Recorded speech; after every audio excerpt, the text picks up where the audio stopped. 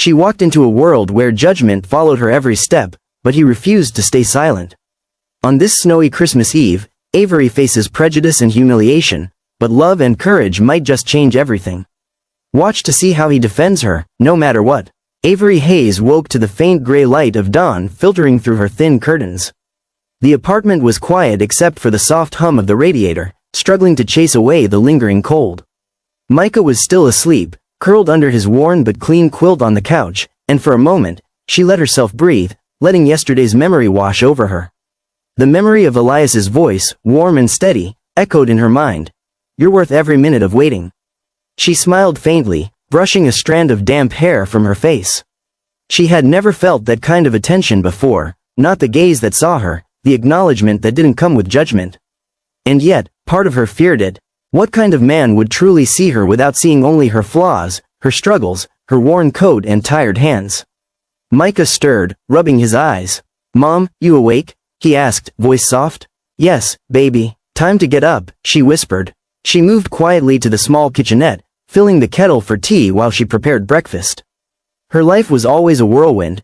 3 jobs, a 10-year-old to raise, bills to pay, and the constant whisper of judgment that clung to her every move. And yet, for the first time in a long while, she allowed herself a flicker of hope. The day ahead would be ordinary in many ways, but Avery carried a secret weight of anticipation. By mid-morning, after juggling laundry, breakfast, her phone buzzed. A new message. "Elias, good morning, Avery. Just wanted to make sure you and your boy slept well. I can't stop thinking about last night. Can I see you again?" Her hands trembled as she read it. She blinked back tears. Her chest tightened, not disbelief this time, but hope. She typed, hesitated, then sent. "Avery, I made it." "Yes, I'd like that." The ping of his reply felt like a heartbeat echoing through her chest. "Elias, tomorrow? Coffee?" She stared at the message for a long time, heart racing. Could she do this again? Could she put herself in a public space, another exposure to the world's scrutiny, and still hold her dignity? The tap of her thumb on the send button echoed louder than the soft hum of the radiator. She looked at Micah, who was now fully awake and bouncing on the couch. "Mom, is it the nice man?" he asked, curiosity dancing in his eyes. Avery laughed quietly, brushing his hair back. "Yes, baby, it's him." She held onto the fragile thread of excitement and fear, both tied together by the memory of his patience and his words. Downtown Atlanta, mid-morning. The streets were still glistening from last night's snow, puddles reflecting Christmas lights and the muted gray of winter skies. Avery arrived at the cafe, her coat buttoned tightly against the chill. Her shoes crunched softly against the sidewalk as she approached the small, inviting storefront. Inside, the cafe smelled of roasted coffee beans and sweet pastries. The low hum of conversation and clinking cups created a soft background noise.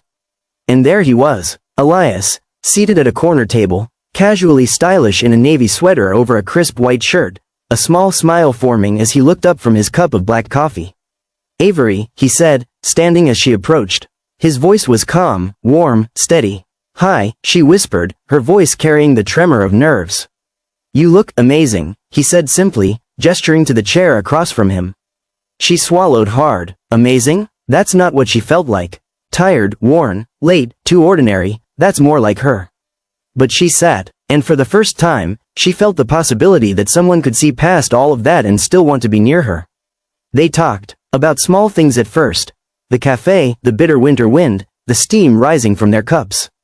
Avery found herself relaxing, even laughing softly at his quiet jokes. The warmth from the cafe, the gentle sunlight filtering through frosted windows, and his attentive gaze all combined to create a bubble in which judgment did not yet exist. Then, it happened. A couple, dressed in expensive coats and designer scarves, sat at the table nearby. Their whispers were soft but sharp, slicing through Avery's calm like a winter wind. "She doesn't look like she belongs here," the woman murmured, a note of distaste in her voice. Her partner snorted softly. "Yeah, it's strange. She's out of place." Avery froze, her hands tightening around her cup. The warmth of the cafe suddenly felt like it was receding, leaving only the cold sting of scrutiny. She felt small, exposed, humiliated. Elias noticed immediately. His eyes narrowed slightly, not with anger at her, but at the injustice of their assumption. Avery whispered, almost to herself, "I shouldn't be here." He reached across the table, gently placing his hand over hers. You should. You deserve to be anywhere you choose, he said softly. But people, she began, voice shaking. Let people be wrong, he interrupted, firm but calm. They're experts at it. She blinked back tears, caught off guard by his unwavering support. His words were simple, yet they carried a power she hadn't known existed. Someone, this man, this stranger a day ago, was standing up for her in a world that constantly judged. The couple continued their muttering, unaware of the rising tension in the room. Elias stood, his presence commanding yet calm. Excuse me, he said, his voice clear enough for the entire cafe to hear. You seem to think she doesn't belong here. You are wrong. She is welcome, and your judgment says more about you than her. Avery's eyes widened. She didn't know what to say. The woman's face twisted in shock, the words catching in her throat. Her partner looked equally uncomfortable, shifting in his chair. Elias returned to his seat, his hand still covering hers. It's okay, he said softly. Don't let them make you feel smaller than you are. She exhaled slowly, overwhelmed by the mix of relief, gratitude, and awe. For the first time, she felt she could breathe without fear. After the confrontation, Avery and Elias resumed their conversation.